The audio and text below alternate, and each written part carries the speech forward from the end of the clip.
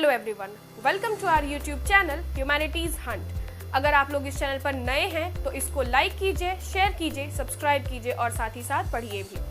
आज हम लोग इस अपने वीडियो में बात करेंगे क्लाइमेट यानी कि जलवायु के बारे में। भारत में जिस प्रकार से विविध तरह की भाषाएं हैं, धर्म है, रंग है या फिर कह सकते हैं कल्चर है, उसी तरह से यहाँ का क्लाइमेट भी जो है वो बहुत ही विविध है।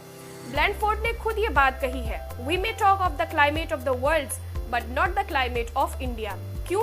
क्योंकि भारत का जो क्लाइमेट है वो बहुत ही विविध है। ऐसा माना जाता है कि जो भारत का क्लाइमेट है, यहाँ की जो जलवायु है, विश्व की सारी जलवायु लगभग भारत में पाई जाती है। इतना ही नहीं, आपको एक एग्जाम्पल दे, जून के महीने में अगर आप बात करेंगे तो बारमर राजस्थान में जो तापमान आपको 48 डिग्री से 50 डिग्री सेल्सियस के आसपास मिलेगा, वही थिरुवनंतपुरम में 20-22 डिग्री सेल्सियस मिलेगा। दिसंबर की मध्य रात्रि में जो तापमान आपको द्रास यानी कि कारगिल, जम्मू एंड कश्मीर में -40 डिग्री सेल्सियस मिलेगा, वहीं चेन्नई में वो तापमान आपको 20 से 22 डिग्री सेल्सियस मिलेगा। और ये सारे कुछ ऐसे फैक्टर्स हैं, कुछ ऐसे एग्जाम्पल्स हैं जो हमारे भारत के तापमान या जलवायु की विविधता के बारे में बताते हैं। तो आइए फिर बिना देर किए शुरुआत करते हैं क्लाइमेट के बारे में। क्लाइमेट यानी कि किसी भी स्थान की जो दीर्घकालिक वातावरणीय दशाएं होती हैं, उनको हम क्लाइमेट या जलवायु के नाम से जानते हैं। अगर अब हम इसके डेफिनेशन की बात करें, इसका मतलब है refers to some total of atmospheric conditions and variations over a large area for a long period of time। इसमें 2-3 चीजें पॉइंट आउट करने वाली हैं, जैसे कि over a large area for a long period of time।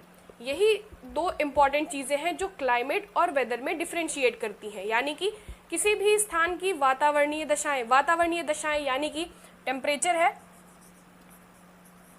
Temperature, pressure, wind velocity, humidity etcetera, यानी कि ये है एटमॉस्फेरिक कंडीशंस। किसी भी स्थान की atmospheric conditions for a long period of time on a large area, ये जब होती हैं कंडीशंस तो उस स्थिति को हम लोग, उस एलिमेंट को हम लोग जलवायु कहते हैं। लॉन्ग पीरियड यानी कि 30 साल या 30 साल से ऊपर का पीरियड। और नेक्स्ट हम लोग अगर वेदर की बात करें तो वेदर यानी कि क्या, refers to the state of the atmosphere over an area at any point of time, यानी कि वातावरणीय दशाएं जो अल्पकालिक हों, यानी कि जो छोटे समय के लिए हों, कम समय के लिए हों, उनको हम वेदर कहते हैं। यही फर्क होता है। Large area for a long period of time होगा तो क्लाइमेट है, और कोई एक पर्टिकुलर एरिया की बात हो और जो अल्पकालिक हो, for a short period of time की बात हो, तो उसको हम वेदर या मौसम के नाम से जानते हैं। और फिर अगर इनके एलिमेंट्स की बात करें, एटमॉस्फेरिक कंडीशंस, तो यही हैं इनके elements, temperature, wind velocity, pressure, humidity etcetera. तो ये सारे हो गए क्लाइमेट और वेदर के एलिमेंट्स की बात हो गई। इसके बाद अगर हम लोग बात करें कि जो क्लाइमेट ऑफ इंडिया है, इसको हम किस तरह से परिभाषित करें, तो क्लाइमेट ऑफ इंडिया हमारा जो है वो ट्रॉपिकल मॉनसून क्लाइमेट है। अब वो कैसे है इसको हम समझते हैं। ट्रॉपिक ऑफ कैंसर जो है वो भारत को लगभग बीच से डिवाइड करती है, और जो भारत का उत्तरी हिस्सा है यानी कि ये वाला जो हिस्सा है वो हिमालयन रेंजेस से प्रोटेक्टेड है। इसकी वजह से क्या होता है कि जो सेंट्रल एशिया से आने वाली जो ठंडी हवाएं हैं वो यहीं पर रुक जाती हैं, और इस पूरे हिस्से का यानी कि नॉर्थ यहाँ का हिस्सा और ये जो नीचे वाला पूरा हिस्सा है वो जो है ठंडियों में 3 डिग्री सेल्सियस से लेकर के लगभग 8 डिग्री सेल्सियस तक गर्म रहता है in comparison to other areas. मतलब जो इसी लैटिट्यूड पे जो अलग अलग एरियाज हैं, उन जगहों से ये हमारा जो भारत है वो गर्म रहता है ठंडियों में। किसकी वजह से? हिमालयन रेंजेस की वजह से। और इसके साथ साथ एक चीज और भी देखिए, पूर्व में यहाँ पे बे ऑफ बंगाल और पश्चिम में अरेबियन सी क्या करते हैं, इंडिया को एक मॉडरेट, जो पेनिनसुलर इंडिया है इसको मॉडरेट क्लाइमेट प्रोवाइड करते हैं। क्यों प्रोवाइड करते हैं ये भी आप देखिए, जो अरेबियन सी है वो इस वाले हिस्से को, और बे ऑफ बंगाल जो है वो इस वाले हिस्से को इक्विलाइन, एक तरह से कह सकते हैं कि इक्विलाइन क्लाइमेट प्रोवाइड करता है। यानी कि इन एरियाज में ना तो बहुत अधिक ठंडी होती है और ना तो बहुत अधिक गर्मी होती है, जिसकी वजह से यहाँ का जो टेम्परेचर है वो मॉडरेट रहता है। ये जो इनर एरियाज हैं यहाँ पर टेम्परेचर की एक्सट्रीम्स आपको देखने को मिलती हैं। तो नॉर्दर्न हिस्सा टेम्परेट में होने के बावजूद भी यही कारण है कि इंडिया का जो क्लाइमेट है वो ट्रॉपिकल माना जाता है। क्यों माना जाता है? पहला रीजन है हिमालयन की वजह से, हिमालयन रेंजेस की वजह से। दूसरा जो इसकी स्थिति है, जो ये पानी से घिरा हुआ है, ये पेनिनसुलर हिस्सा, जिसकी वजह से इंडिया का जो कह सकते हैं ओवरऑल अगर हम क्लाइमेट की बात करें इंडिया के, तो ये ट्रॉपिकल क्लाइमेट, इसको हम लोग एक तरह से ट्रॉपिकल कंट्री की तरह ट्रीट करते हैं। इसके बाद अगर हम लोग बात करें साथ ही साथ इसकी और एक और विशेषता की, तो मॉनसून, यानी कि इंडिया की जब हम क्लाइमेट की बात करेंगे तो ट्रॉपिकल मॉनसून क्लाइमेट, हम लोग क्या कहेंगे कि इंडिया का जो क्लाइमेट है हमारा वो है ट्रॉपिकल मॉनसून क्लाइमेट।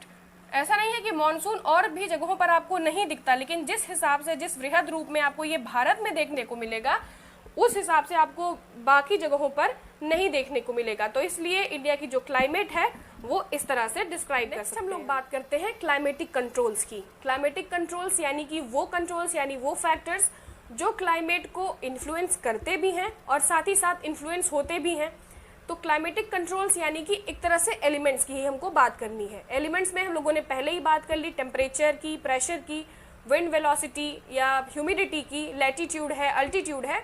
इनमें से कुछ एक फीचर्स जो जलवायु को मुख्य रूप से प्रभावित करते हैं उनको हम यहाँ पर डिस्कस कर लेते हैं। सबसे पहला है लैटिट्यूड की। हम अगर बात करें, धरती का जो कर्वेचर है, इसके वजह से क्या होता है कि इसको अलग अलग जगह पर, अलग अलग लैटिट्यूड्स पे अलग अलग सोलर एनर्जी आती है। इक्वेटर पर जो सोलर एनर्जी आती है ये बिल्कुल वर्टिकल होती है और ज्यादा होती है इन कंपैरिजन टू इन एरियाज के जो कर्व वाली एरियाज हैं, क्योंकि यहाँ पे जो सनलाइट आती है वो स्लैंटिंग होती है और उसका कारण है कि जो इक्वेटर एरिया होता है ये वार्म होता है in comparison to polar areas. अगर आप इसके ट्रेंड की बात करेंगे तो इक्वेटर से पोलवर्ड जाने पर आपको जो टेम्परेचर का ट्रेंड मिलेगा ये डिक्रीजिंग मिलेगा, यानी कि ये एरिया ठंडा होगा इन कंपैरिजन टू ये वाले इक्वेटर एरिया पे। नेक्स्ट हम लोग बात कर लेते हैं अल्टीट्यूड यानी कि हाइट की बात कर लें। अगर एक एग्जांपल आपको दें कि जो एरिया सी लेवल से ऊंचाई पर होते हैं वहां पर जो, क्योंकि हमको भी पता है कि जो एटमॉस्फेरिक कंडीशंस है हाइट पे वो लेस डेंस होती हैं। अब लेस डेंस होने के कारण यहाँ का जो टेम्परेचर होता है वो कम होता है in comparison to denser areas के, यानी कि जो नीचे वाले एरियाज हैं उनके हिसाब से इनका जो टेम्परेचर होगा वो काफी कम होगा। इसी का एक एग्जांपल आपको दें, ऊटी। ऊटी हाइट पे होने के नाते ही एक हिल स्टेशन के रूप में प्रसिद्ध है तो ये राजस्थान में, इसका तो गर्म होना चाहिए, लेकिन क्योंकि ये हाइट पे है और हाइट पे जो टेम्परेचर होता है वो कूल होता है। क्यों कूल होता है? क्योंकि वहां पे जो डेंसिटी होती है वो कम होती है। नेक्स्ट हम लोग बात कर लेते हैं टेम्परेचर और प्रेशर की। अल्टीट्यूड से, यानी कि इसका एक ट्रेंड आप लोग जान लीजिए कि जैसे जैसे हाइट बढ़ती जाती है वैसे वैसे टेम्परेचर का इंक्रीज भी होता जाता है, यानी कि इन दोनों का जो रिलेशन है वो बिल्कुल प्रोपोर्शनल है। नेक्स्ट हम लोग बात करें टेम्परेचर और प्रेशर की, तो टेम्परेचर और प्रेशर आपस में इनवर्सली रिलेटेड होते हैं, यानी कि ये इनवर्सली प्रोपोर्शनल होते हैं। यहाँ अल्टीट्यूड वाले पॉइंट से हम लोगों ने ये जान लिया कि ऊंचाई पर जो टेम्परेचर होगा वो कम होगा, यानी कि वो एरिया ठंडी होगी। ऊंचाई पर अगर टेम्परेचर कम होगा तो जाहिर सी बात है वहां पर प्रेशर ज्यादा होगा। प्रेशर ज्यादा क्यों होगा? Because temperature is inversely proportional to pressure. ये कुछ चीजें हैं जो क्लाइमेट को प्रभावित करती हैं। साथ ही साथ एक चीज आपको और भी इंक्लूड कर दे इसमें, distance from the sea. Distance from the sea, इसमें हम लोगों ने पहले भी इसके पहले क्लियर किया है। अगर जो एरियाज समुद्र के पास होती हैं, मतलब कि जो तटवर्ती क्षेत्र होते हैं, वो जो होते हैं मॉडरेट क्लाइमेट वाले होते हैं। जैसे मान लीजिए कि यहाँ पर ये वाटर बॉडी है, ये भी वाटर बॉडी है, तो ये जो एरियाज होंगी ये सारी जो होंगी ये मॉडरेट क्लाइमेट की होंगी। क्यों? क्योंकि यहाँ पर इन एरियाज पर इन वाटर बॉडीज का इफेक्ट होगा। लेकिन जो अंदर की जो एरियाज होंगी यहाँ पर कॉन्टिनेंटल क्लाइमेट यानी कि एक्सट्रीम क्लाइमेट पाया जाएगा, और जो यहाँ की एरियाज होंगी वहाँ पर मॉडरेट या फिर इक्विलाइन क्लाइमेट को हम लोग मतलब देख सकते हैं। ये कुछ हो गए क्लाइमेटिक कंट्रोल्स। नेक्स्ट वीडियो में हम लोग बात करेंगे फैक्टर्स अफेक्टिंग क्लाइमेट के बारे में, और उसके बाद हम लोग पढ़ेंगे मॉनसून और रिट्रीटिंग ऑफ मॉनसून। तब तक के लिए इस वीडियो को देखिए, इसमें जो कुछ भी ऐड किया जा सकता हो उसको बताइए, इसमें कुछ कमियां हो गई हो तो उसको भी कमेंट सेक्शन में कमेंट करके ज़रूर बताइए। Thank you.